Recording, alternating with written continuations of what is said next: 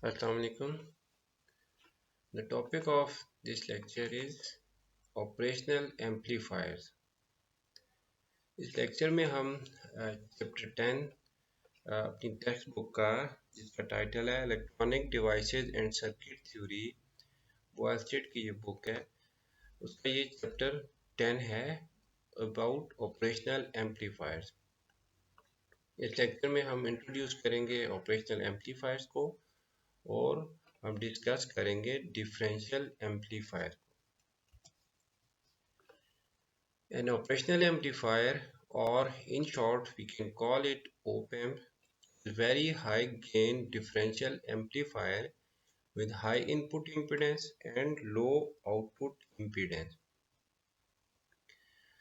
Typical uses of operational amplifier are to provide voltage amplitude changes, voltage and polarity, and in oscillators, filter circuits, and many other type of instrumentation circuits. Operational amplifier की numerous applications हैं in the field of electronics. So few of them we will going to discuss in this course. ये basic operational amplifier का symbol है जिसमें हमारे पास दो input हैं, input 1 and input 2, and we have one output terminal. Here input 1 is labeled as non-inverting input और इसको हमने प्लस या पॉजिटिव साइन से शो किया, और दूसरी जो इनपुट है उसको हमने लेबल किया है इन्वर्टिंग इनपुट और उसको हमने माइनस या नेगेटिव साइन से लेबल किया।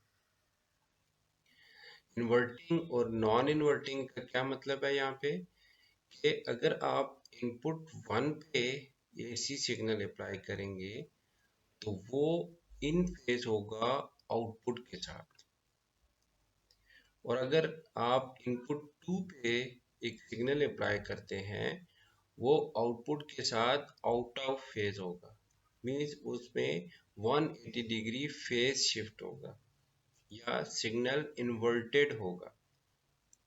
तो अगर प्लस पे आप जो इनपुट 1 है सिग्नल अप्लाई करेंगे वो नॉन इन्वर्टिंग आउटपुट आएगी, और जो इनपुट 2 है माइनस वाली उस पर अगर आप इनपुट सिग्नल अप्लाई करेंगे तो आपके पास इन्वर्टिंग आउटपुट आएगी। हम इसको डिटेल में डिस्कस करते हैं। ऑपरेशनल एम्पलीफायर को यूज़ करने के डिफरेंट मेथड्स हैं, डिफरेंट तरीके से आप इसको यूज़ कर सकते हैं। So few of them are we are going to discuss them. First is single-ended input. Means you apply an input to either of the input terminal, and you get output at V0 terminal, that is output terminal. Single-ended input operation result when the input signal is connected to one input with the other input connected to ground. For example इस figure 10.2 में part A में हमने show किया कि आप non inverting जो input terminal है उस पर हम सिग्नल अप्लाई कर रहे हैं और इन्वर्टिंग इनपुट टर्मिनल को हम ग्राउंड कर रहे हैं। तो इस पर जब ये एसी सिग्नल हमने अप्लाई किया तो एम्पलीफाइड आउटपुट सिग्नल हमें आउटपुट पे रिसीव हुआ विच इज़ नॉन इन्वर्टेड, या ये इन फेज सिग्नल है। इनपुट और आउटपुट की फेज इसमें सेम है, मींस आपने नॉन इन्वर्टिंग इनपुट टर्मिनल पे सिग्नल अप्लाई किया तो आपको एम्पलीफाइड इन फेज सिग्नल आउटपुट पे मिलेगा। सिमिलरली अगर आप पार्ट बी में देखें, आपने जो नॉन इन्वर्टिंग इनपुट टर्मिनल है उसको ग्राउंड किया और इन्वर्टिंग इनपुट टर्मिनल पे अगर सिग्नल आप अप्लाई करते हैं तो आपको amplified but inverted signal output पे मिलेगा। दैट इज इनपुट और आउटपुट इस केस में आउट ऑफ फेज है या 180 डिग्री शिफ्टेड है। Now we can have double ended और we can call it differential input. इसमें देखें आप इन्वर्टिंग और नॉन इन्वर्टिंग के दरमियान में इनपुट सिग्नल अप्लाई करते हैं, that is it is not with respect to ground. तो आपको जो आउटपुट सिग्नल मिलता है वो उसके इन फेज एम्पलीफाइड सिग्नल मिलता है। Input is applied either between two input terminals or separate input at both input terminals. Output is in phase of differential input. इस केस में हम दो टर्मिनल के दरमियान इनपुट सिग्नल अप्लाई करते हैं और इन फेज एम्पलीफाइड सिग्नल आउटपुट पे मिलता है, या इसको हम डिफरेंशियल इनपुट भी कह सकते हैं। Differential mean difference of signal from positive to negative या इन्वर्टिंग से नॉन इन्वर्टिंग तक जो सिग्नल हम अप्लाई कर रहे हैं। सिमिलरली आप डिफरेंट सिग्नल्स अप्लाई कर सकते हैं दोनों इनपुट टर्मिनल्स पे, और एक्चुअली आप उस पे एक डिफरेंशियल सिग्नल अप्लाई कर रहे हैं ओवरऑल इस ओप एम्प पे, और आपको एम्पलीफाइड आउटपुट सिग्नल मिलेगा that will be in phase two this differential input signal. Another case we can have is double-ended output. In this figure 10.4, it is shown that uh, we have two input terminals and two output terminals. Means आप ये inverting और non inverting दोनों पे signal apply कर सकते हैं, और आपके पास दो डिफरेंट आउटपुट सिग्नल्स यहाँ पे आप मेजर कर सकते हैं। Open can also have open can also operate with two opposite output. अब ये जो आउटपुट हैं V01 और V02, ये दोनों आपस में आउट ऑफ फेज हैं। लेट्स से V01 से आप आउटपुट मेजर कर रहे हैं तो that will be in phase two this signal, और V02 से अगर आप आउटपुट मेजर कर रहे हैं that will be out of phase two the input signal. An input applied to either input will result in output from both output terminals. These outputs are always being opposite in polarity. आप किसी भी input terminal पे input signal apply करें तो आपके पास दोनों output terminal से output signal major कर सकते हैं, but these two output signals will be out of phase. An input applied to either input will result in output from both output terminals. These outputs are always being opposite in polarity. Means ये दोनों की जो polarity है वो opposite है। आप non inverting input पे apply करें सिग्नल या इन्वर्टिंग इनपुट टर्मिनल पे सिग्नल अप्लाई करें तो आपको इस तरह का सिग्नल आउटपुट पे मिलेगा जो कि एक दूसरे से आउट ऑफ फेज होगा। Now single output can be measured between output terminal that is not with respect to ground. इसको हम कहेंगे डिफरेंशियल आउटपुट। अगर आप दोनों आउटपुट टर्मिनल्स के डिफरेंट सिग्नल मेजर कर रहे हैं तो आपके पास डिफरेंशियल आउटपुट सिग्नल होगा। This differential output is also referred as floating signal because neither output terminal is the ground or reference terminal. Difference output is twice as large as V01 or V02 because we have out of phase outputs from both the terminal. तो जब हम इसका difference calculate करेंगे तो वो 2 times होगा, 2 times of either of the output signal. For example अगर ये वाला केस आप कंसिडर करें तो आपके पास इनपुट अप्लाई किया आपने एक टर्मिनल पे विच इज नॉन इन्वर्टिंग, तो V01 की वैल्यू लेट से फॉर एग्जांपल ये 10 वोल्ट है for this particular time in the positive half cycle जो पीक वैल्यू है, और इसी टाइम पे नेगेटिव हाफ साइकिल है V02 पे और उसका ये पीक वैल्यू है which you call it, let's say ये -10 है क्योंकि आउट ऑफ फेज है, इक्वल है बट आउट ऑफ फेज है। तो अब आप अगर इन दोनों का डिफरेंस कैलकुलेट करें तो means you are getting 10 volt minus minus 10 volt equal to 20 volt. तो 20 वोल्ट का डिफरेंस है, इसीलिए ये twice as large as either of the output signal है। Similarly, we can have common mode operation. इसमें क्या होता है कि when the same signal, same input signals are applied to both inputs, common mode operation results. That means अगर आपके पास दोनों input terminal पे एक ही सिग्नल आप अप्लाई करें तो उसको हम कहते हैं common mode operation. Ideally, the two inputs are equally amplified, and since they result in opposite polarity signal at the output, these signals cancel out, resulting in 0 volt output।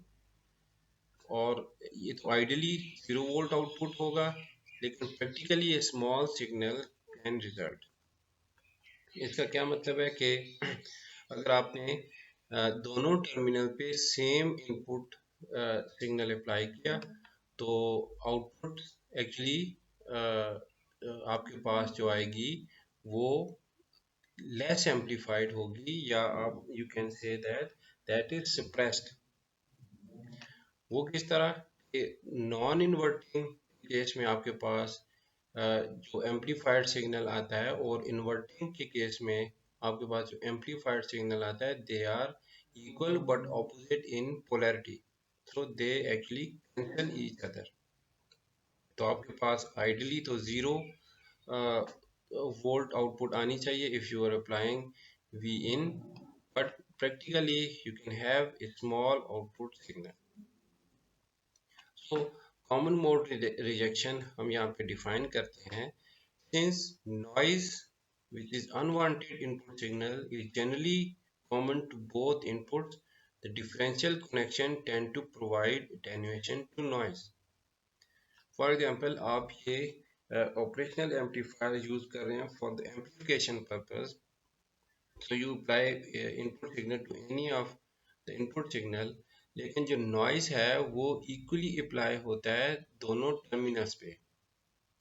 तो अगर दोनों टर्मिनल पे नॉइज इक्वली अप्लाई होता है तो वो output पे cancel out हो जाता है due to equal amplification but out of phase output signal.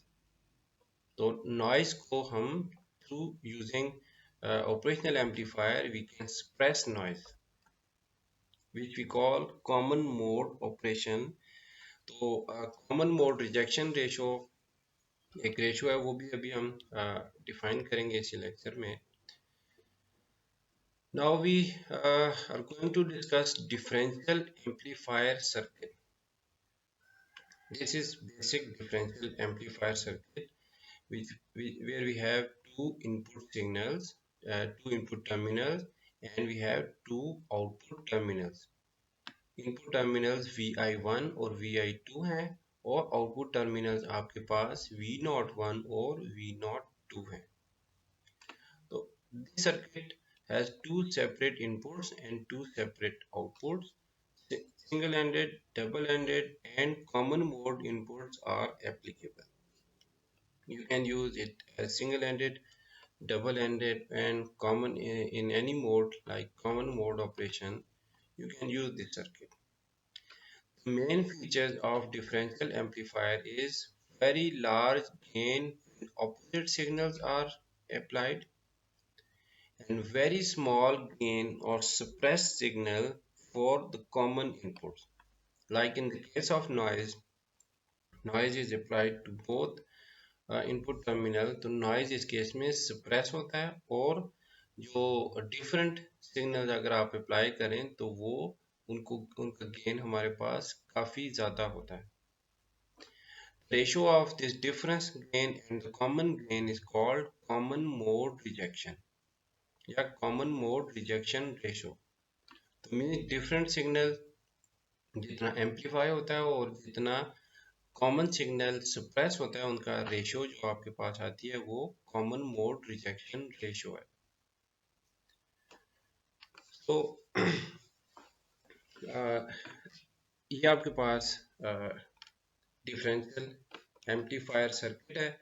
तो अब हम इसका फर्स्ट डीसी एनालिसिस करते हैं और इसके गेन फाइंड करने की कोशिश करते हैं for the case of different signal and common signal. और फिर हम through AC analysis actually we will find the gain of this differential amplifier signal circuit. So first we are going to discuss is DC biasing. Now for the case of DC, आप input जो sinusoidal signal हैं या AC signal हैं उनको आप zero consider करते हैं। तो इनपुट दोनों इनपुट टर्मिनल्स को हमने ग्राउंड के साथ कनेक्ट कर दिया या ग्राउंड से रिप्रेजेंट कर लिया। सो इनपुट जो लूप है उस पर हम अगर KVL अप्लाई करें we will get this equation actually which is VE is equal to VBE with the negative sign।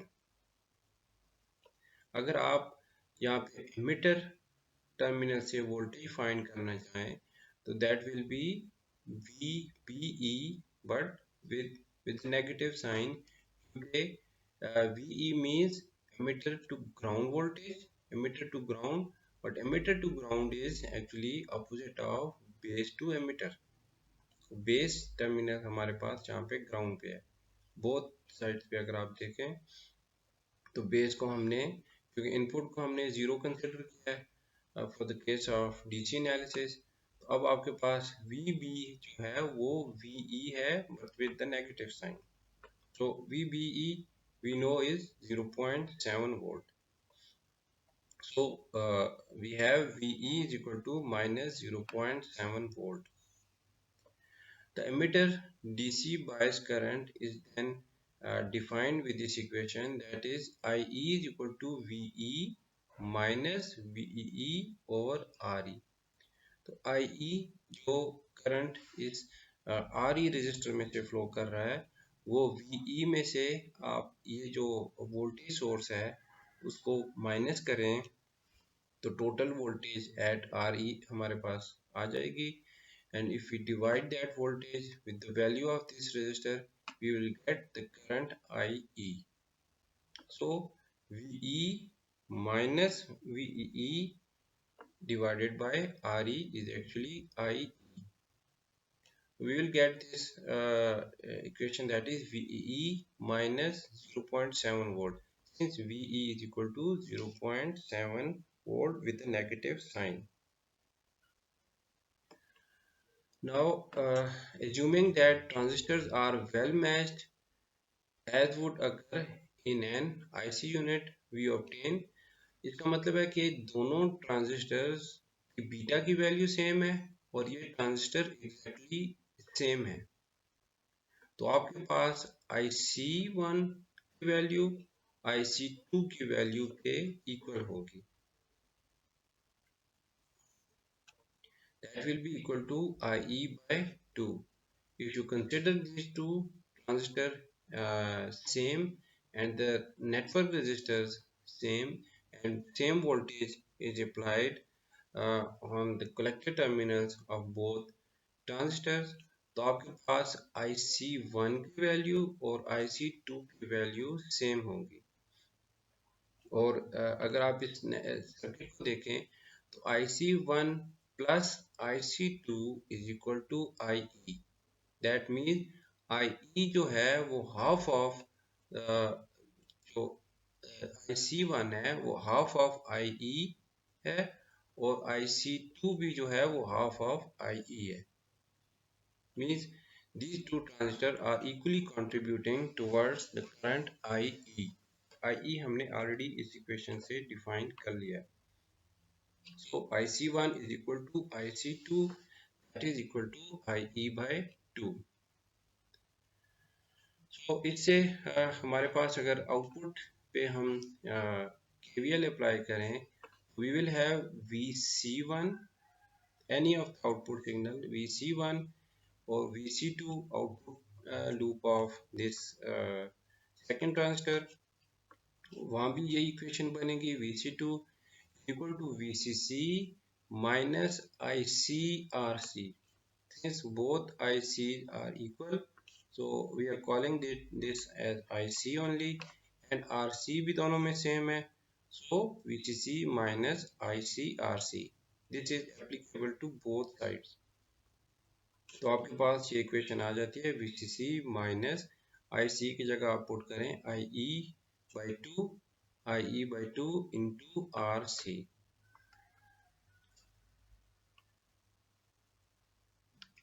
तो ये आपके पास इक्वेशन आ जाती है for the output voltage. Now for the AC operation of the circuit, we need to insert the AC equivalent circuit of these BJTs, and we have to convert this whole network in AC domain. It means जो ये आपके पास DC voltage sources हैं उनको आप short circuit या zero कर देते हैं, और जो कैपेसिटर्स अगर यहाँ पे हमारे पास होते तो उनको हम शॉर्ट सर्किट कंसिडर करते हैं. तो converting this differential amplifier circuit into AC domain will give us this AC equivalent network. तो यहाँ पे आपके पास देखिए ये डिवाइस 1 है which is Q1 transistor 1, and this is transistor 2, the AC equivalent network of both transistor. तो अब हमारे पास ये AC इक्विवेलेंट नेटवर्क है. इसका हम एनालिसिस करते हैं. To calculate single ended AC voltage gain that is V0 by VI.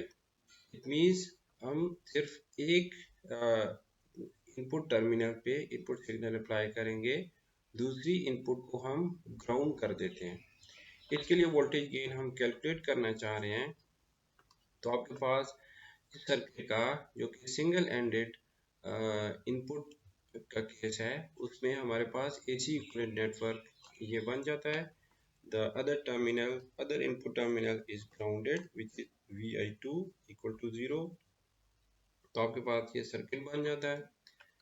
Now since we know that both sides are equivalent, तो ट्रांजिस्टर भी सेम है, तो आपके पास IB1 is equal to IB2 and we'll call it IB. Generally हम IB1 और IB2 को equal consider करते हैं क्योंकि ट्रांजिस्टर भी सेम है और नेटवर्क के रेजिस्टेंस और वोल्टेजेस भी सेम है.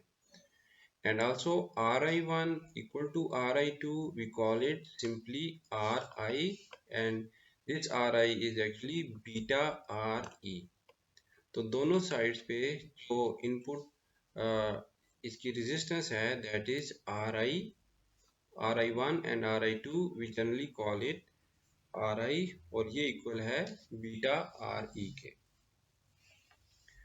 तो अब आपके पास अगर इस सर्किट को कंसिडर करें तो if you consider this loop of input side and considering Re as infinite as compared to this small resistance of Ri, तो इस केस में आपके पास अब ये करंट का पाथ इस तरह बन जाता है. Considering Re equal to infinite as compared to these Ri's, तो आपके पास ये इक्वेशन आ जाती है through KVL VI1 minus IBRI minus IBRI. Actually IB यहाँ पे IB1 है. Then IBRI, again you have drop of IBRI which is actually IB2 RI, लेकिन IB2 को भी हमने IB से इक्वेट किया है क्योंकि दोनों साइड इक्वलेंट है. So we will have this equation VI1 minus IBRI minus IBRI equal to 0.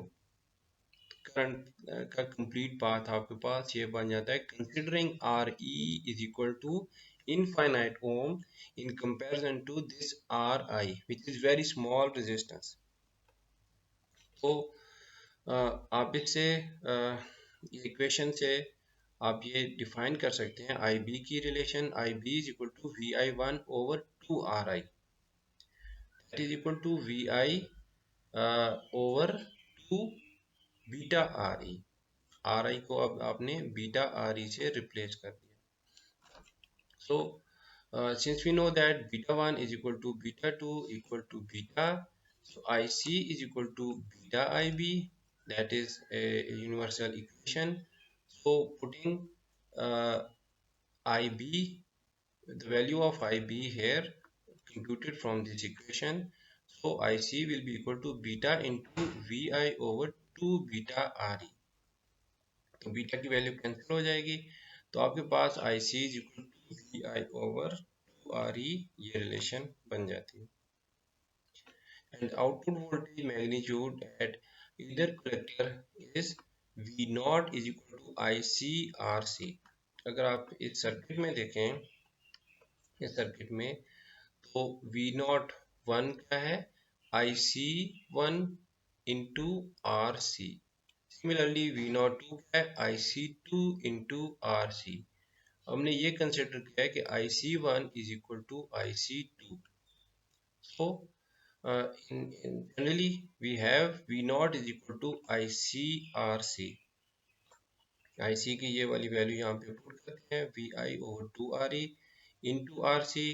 So R C over two R E into V I. तो यहाँ से हमारे पास जो गेन की रिलेशन आ जाती है वो है voltage gain is equal to V not over V I equal to R C over two R E, that is for single ended voltage gain. Single ended means हमने सिर्फ एक इनपुट टर्मिनल पे input signal apply किया and we have grounded the other input terminal. Double ended AC voltage gain की relation आपके पास आ जाएगी, voltage gain which is actually differential gain equal to V naught over VD equal to RC over small re। अब denominator में 2re नहीं है बल्कि सिर्फ re है। तो इसकी डेरिवेशन भी सिमिलर डिस्कशन पे हम कर सकते हैं। सिंपली फर्क है कि अब आपके पास 2re नहीं है बल्कि सिर्फ re है। तो वी डी को यहाँ पे हम डिफाइन कर देते हैं, V D is equal to V I one minus V I two. That means जो आप इनपुट यहाँ पे अप्लाई करेंगे इनपुट टर्मिनल वन पे और इनपुट टर्मिनल टू पे जो इनपुट अप्लाई करेंगे, दोनों का डिफरेंस एक्चुअली वी डी है। तो हम ये वी डी इस रिलेशन से कैलकुलेट करते हैं।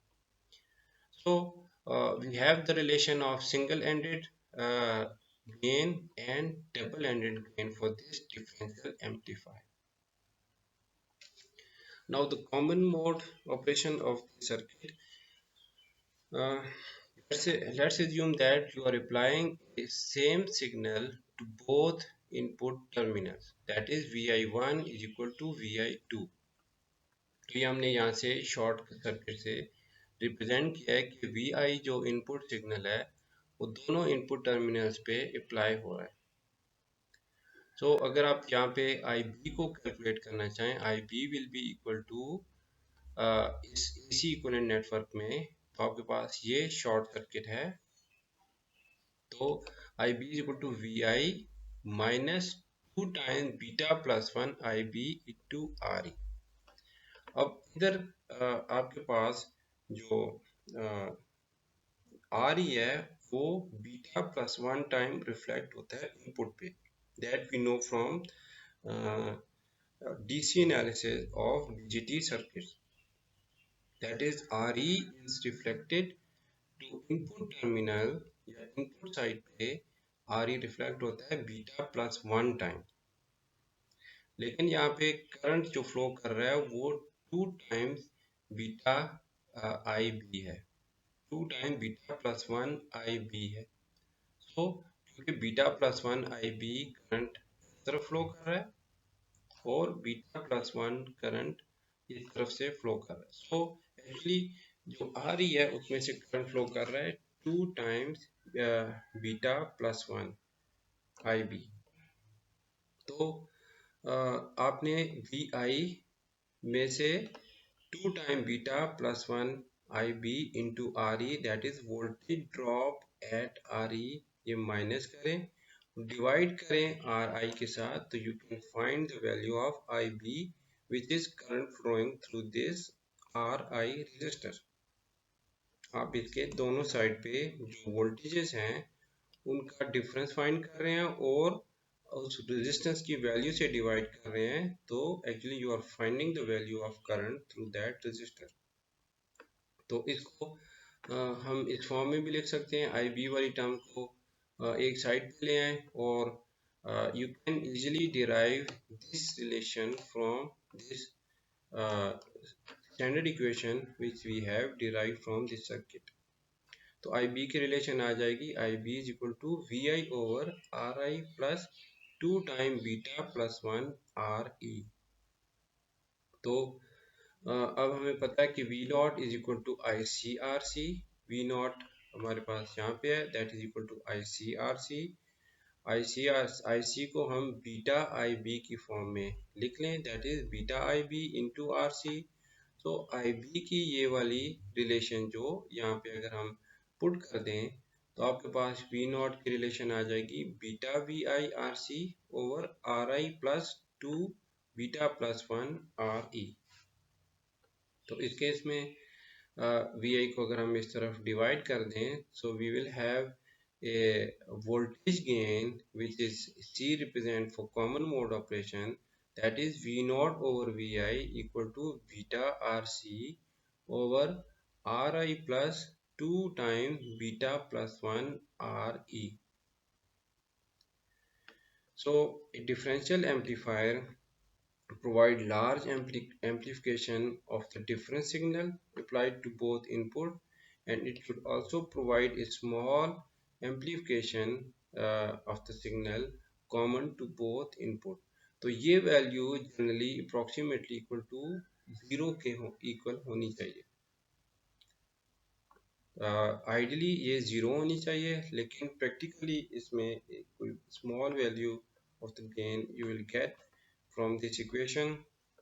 So as we discussed earlier that noise is applied to both input terminals, so noise को ये circuit suppress करता है और different signal को ये circuit amplify करता है with a large amount. So in this lecture we have discussed the introduction of operational amplifier and a detailed analysis of differential amplifier circuit. I hope you understood this. Thank you very much.